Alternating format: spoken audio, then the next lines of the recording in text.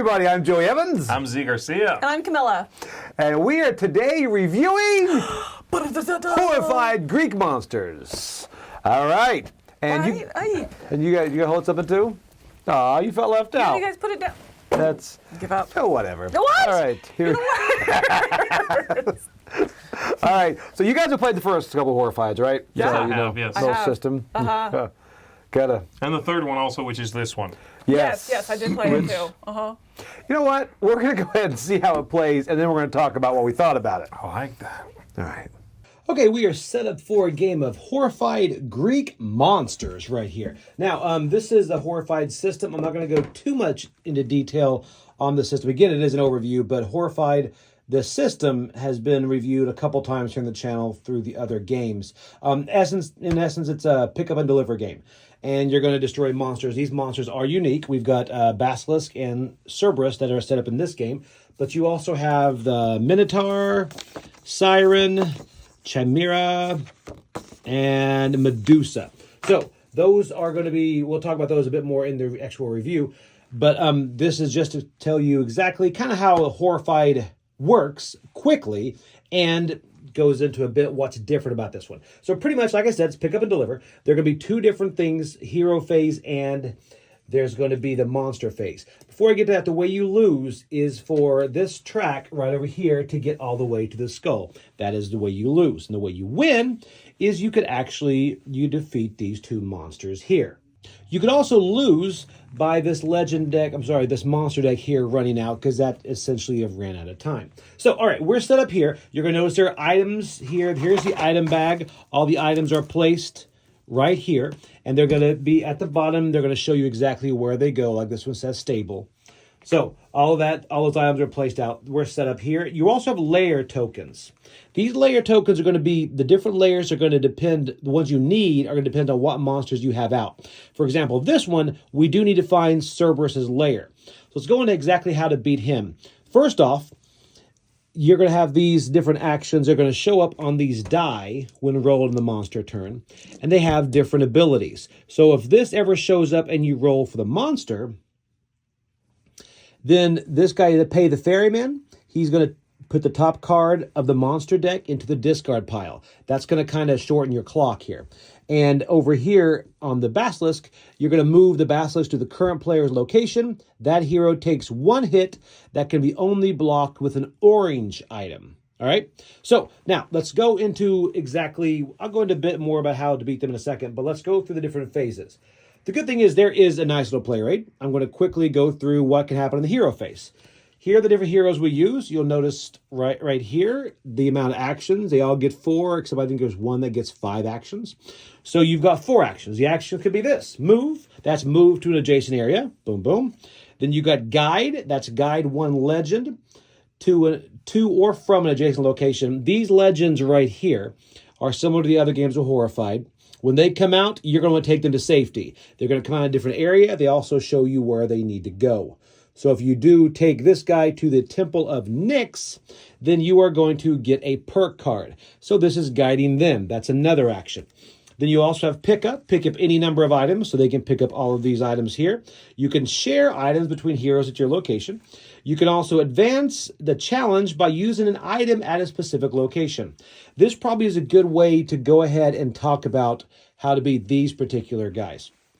First off, for Basilisk, I'll go ahead and grab this one here. This one, you're going to see step 1. At each temple location, you're going to place one of these tokens on the spot below that matches your location. So a Temple of Zeus, Temple of Nyx, Temple of Hades, Temple of Athena. For example, this one is found in the Temple of Hades.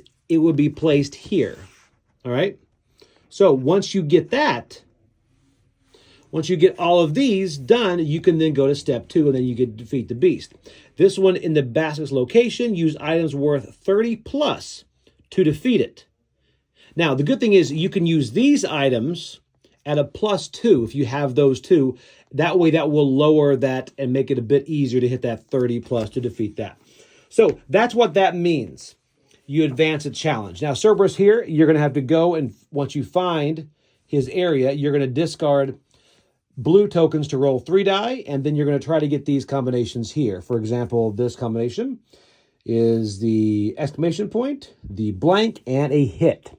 So those right there, you're going to open that door, then you're eventually going to throw him into that door. So that is what advance a challenge means. Then you can also defeat a monster by following the unique instructions at the bottom, which we just showed you. And then your special action, everybody except for one of them, the one that has 5 actions, has a special action on the bottom here. For example, this guy has discard 2 items to pick 1 item from the discard pile and keep it. That could be if you're looking for a particular item for a monster or whatever. And then finally, you get to reveal a lair location. Like I said, certain monsters, you have to find their lair.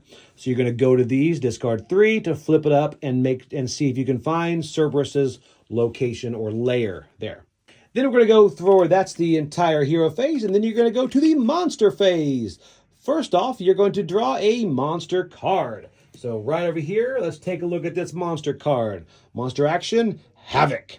Now it's going to have text up here. Each torch monster deals 1 damage to each hero and legend in their space. Heroes may discard items to save a legend. Now that's something that you can do if you ever take a hit. Instead of going and being, removed from the board until your next turn, you can discard an item to negate that hit. But now, the one thing that's different here is you notice the icons are a bit different. You notice it does not call one particular monster. So what's going to happen is this is the torch. Any of these torch monsters, which actually Cerberus does have the torch, Basilisk does not, so that would happen here. And then you'll notice as far as the activation down here, this is the frenzy marker. Cerberus is frenzy, but he's not going to activate here. But the wing here, you take a look, that's not here. And right over here, this is Basilisk. This is a bit different because now different combinations of monsters can activate without their particular icon being here. Then you're going to notice there's a move, and then there is a roll action as far as their combat die. Okay, so that's it. So let's go through, first of all, what's going to happen in the monster phase. Now that I explained everything here. First, you're going to have the items. It's the same way. You're going to draw 2 items of the bag, and you're going to place them at the location they want to go. And then you're going to do this right here. There's no one in that spot. And then you're going to activate the Basilisk. It's going to move once towards the closest hero or legend. So right here, it's going to go whoop, just like that. And then roll 2 die. So 2 of these. You're going to roll, and when you roll, this, of course, is a blank. This is going to activate their ability right here, and this is going to be a hit. And for each hit the monster gives the hero, then you can get rid of one of your items to negate that hit, or you can just take it. If you take the hit, you are removed from the board, and the next time around, you're going to come back at the Temple of Nyx. But also, this track is going to go up 1. It goes up 1 every single time you get defeated and are moved over here, or one of the legends die. So that's the way the track is going to move forward. Now, one thing is you do not lose your items or your perk cards if you are removed from the board and you come back. So you do retain those.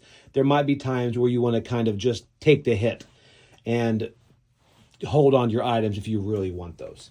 Another thing in the monster deck that could show up is these right here, the legends. So legend, of course, has items here too, but your legend Midas, and then you're going to show where to put Midas at the trading post. And that is how legends get on the board, and then you're going to read this and go across that as well and activate the monster. So those are things that can happen during the monster turn. And that's it. You're going to keep going until you lose by going all the way up the terror track. You're going to defeat the monsters, or you're going to run out of time. Here's a closer look at the monsters real quick. Cerberus, first off, you have to advance him by unlocking the door. You're going to unlock and roll the die and have to match up the door, remove those, and then you're going to guide him into the door. Next is Basilisk. You're going to go ahead and go to these temples, place these items on there to get them blessed, and then you have to use 30 plus to defeat him, and the blessed items could be +2. Now, Medusa, you're going to have to kind of guide her around, and you're going to collect mirrors and place them here on the board. And then eventually you're going to reveal the statue garden. You're going to lure Medusa there, and you're going to defeat her. But you can only do that once you've got all these mirrors right here, and you do that by guiding her around the board. The Minotaur here, you've got to build a labyrinth, and then at the end, you're going to defeat him. The Siren, you're going to discard these right here to go ahead and remove 2 face-down tone tokens if they match. So you're going to try to find this whole match mechanic here. Now, this is interesting here because each hero, I like this, Each hero in the siren space takes 1 hit, which can be blocked as normal, and move all other heroes 1 space towards the siren. So that's kind of thematic for me. You kind of move towards the siren there. And finally, Chimera right here. So Chimera, you're pretty much going to have to put the heads to sleep right up here. And then at the end, you can defeat it only when the heads are asleep.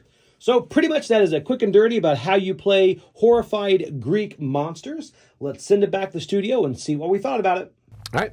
That was a fantastic overview. You're welcome. Yeah, that's... You did? I don't know who did it. That was me. No, Oh, well, good job then. Thanks. Oh, you did thanks, great. 'Cause thanks. I didn't have to do it. Anyway. All right, so Greek monsters. Yes. Do you guys... The theme... You like Greek. You like the theme of Greek. And I all do like that. So you were theme, excited about the this. Greek, I mean, the Minotaur, the whole Medusa thing. I do like the setting. I was excited when I heard about the setting of the third Right. one. They've picked interesting stuff, with the first one, of course, being really the only like intellectual property one, being the jumping off point for the system. Very interesting mechanically system. And then the second one, the American monsters, Bigfoot and Chupacabra and all that stuff. I love cryptids and all that jazz. Yeah. And so this theme from the second is a little bit of a step down for me personally, but it still sounded really good. It's an interesting concept. Once you get in there, I thought the characters, not the monsters, but like the player characters, were a little weird what they went with. They felt kind of misfit, I feel like. A little you know, you're bit. called heroes, and I didn't feel like the heroes. I think you mentioned this Right. at one point. I feel like the legends that come out are actually more what I wanted to play as the hero.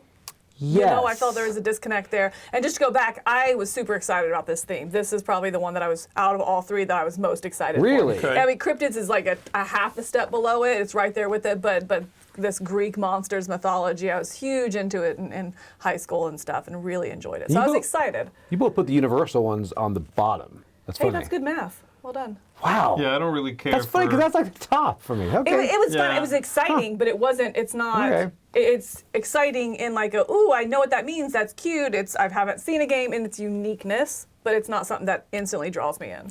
Right. Now, before we get to like the playing through everything, component-wise, I feel like the card quality is very low, and there were several very component thin issues. cards, sure, yeah. Yeah. I also feel like a couple of the colors are a little too, the blue and the green, Yeah, especially the players? on the on the tokens and stuff, and then on Right. the monster boards are hard to differentiate because it just Right. shows the same symbol with an outline of blue or a green. So if you look at the tokens, they're clear to tell the difference, but that doesn't translate well to the monster boards where you actually have to have that, where that color matters. I mean, Right. it's easy to tell apart. You just have to look closer. Right. And you have to take that extra beat to be like, okay, Right. the greenish blue, Yeah. not the blue. Right. The sea foam, not the Yeah. sky blue.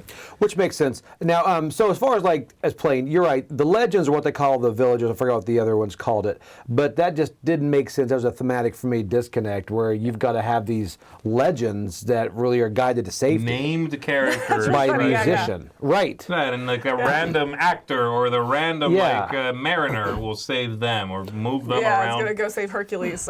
And yeah, I agree. Just sort of the vibe of those people that you play felt kind of lame in previous games. Yes.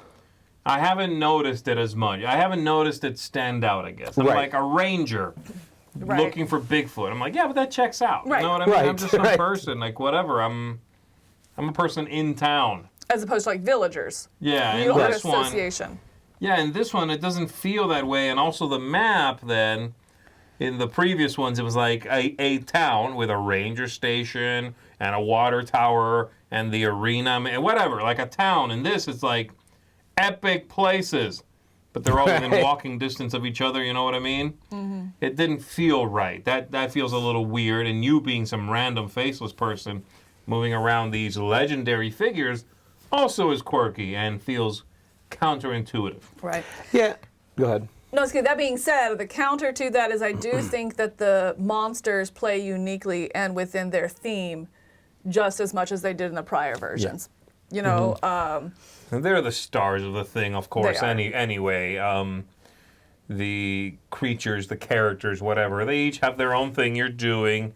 Some of them are less than thrilling. I find that in all 3 of these games, though. That's fair. That's know? fair. I always find their little mini games aren't always the most exciting thing. Mm-hmm. It's kind of like a means to an end. Yeah. In many ways. The exciting thing is the challenge and that kind of like angst that builds up as you go through and try to work it out or puzzle it out, and also just the interaction of the 3 puzzles. Where to put your focus? Do you go on one hard? Do you split it? That's more the interesting, not the like you said, the mini game is a means to an end. And so I think that is comparable to the previous, I don't say versions of this, iterations. Right. Yeah, iterations, yeah. One thing I like is the fact that when you flip that monster card now, instead of saying which monsters directly are going to activate, there's more icons that are shared between the monsters, so you can have a different synergy of different monsters coming out. And also makes it to where if they want to expand, they can just kind of put those icons on those monsters. Yeah, I feel like they finally got to an expandable version of it. Right, and it had to 3 be times this later. one. So it's like, Which I doubt they will, to be I honest. really don't think they will. You know what I either. mean? But Well, because the icons are so specific to this theme. I Yeah, mean, and it's even like a just chalice, that, it's a it's- lightning bolt, it's a, I don't see that happening for this game. But, it's a different way of sort of having those creatures active. It's a little... Like the predictability of only 1 or 2 triggering Right. is different. Now you can have them all trigger. it can be a lot play more with 3 brutal, or too. whatever. Yeah, it could be brutal. It could be a little...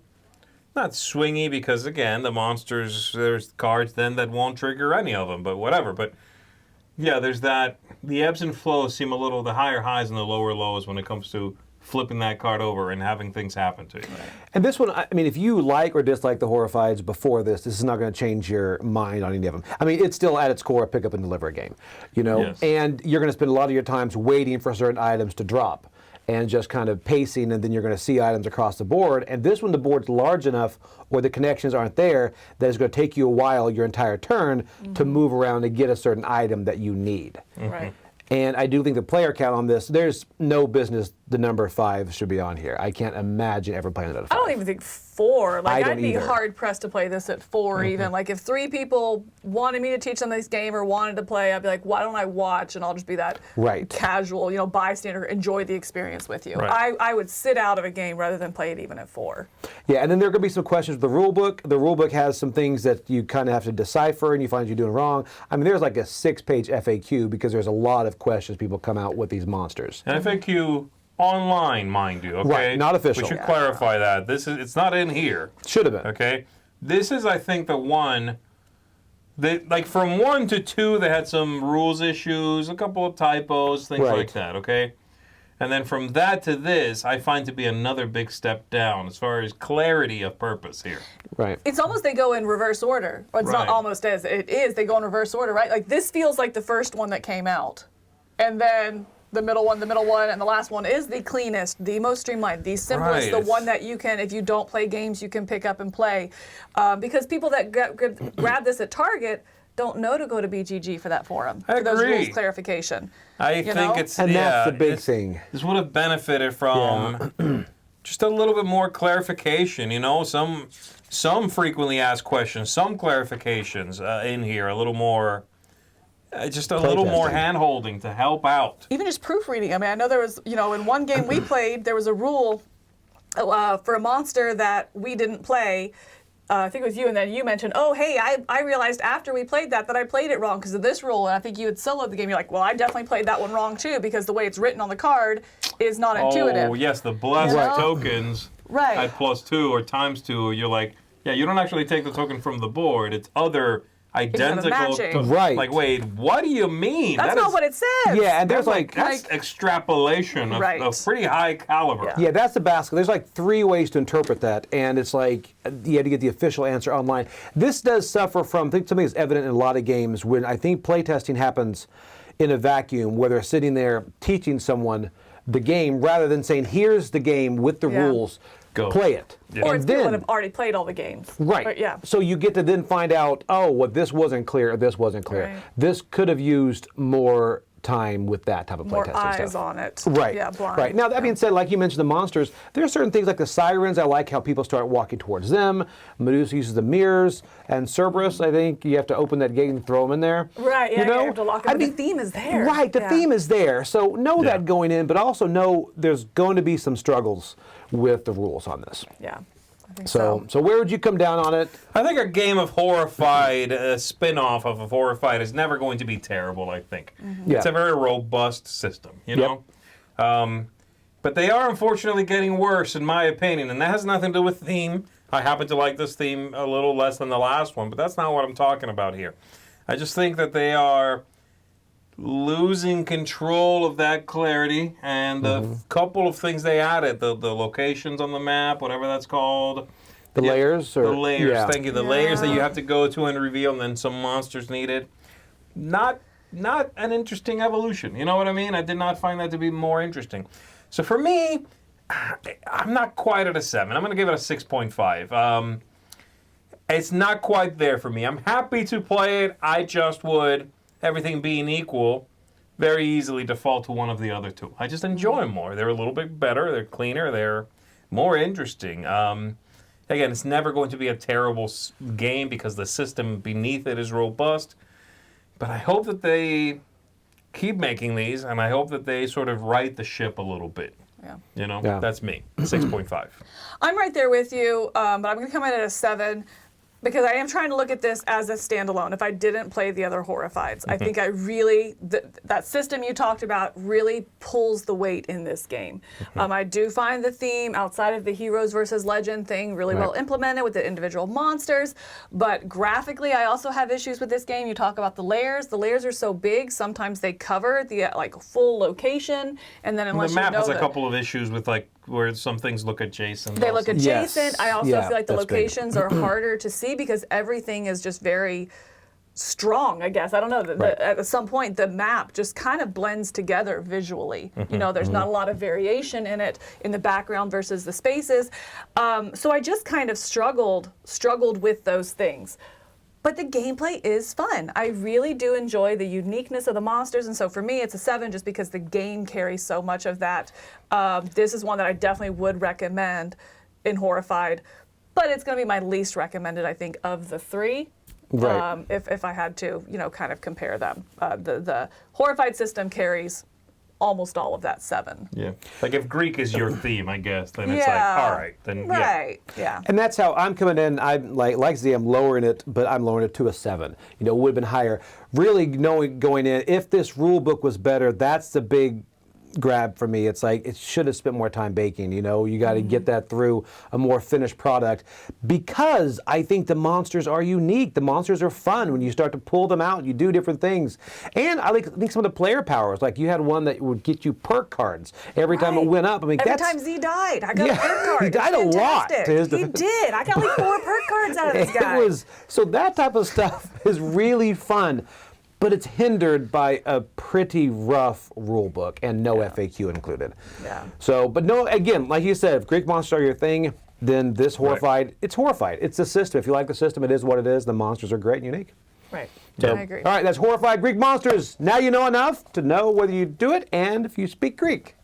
It's a language, right? Eh, it think teaches so, you yeah. Greek. Okay, yeah. Say Okay. something in Greek. Impress us. I cannot. I'm Joey Evans. I'm Z Garcia. I'm Camilla. All right, and go be horrified. Or legends.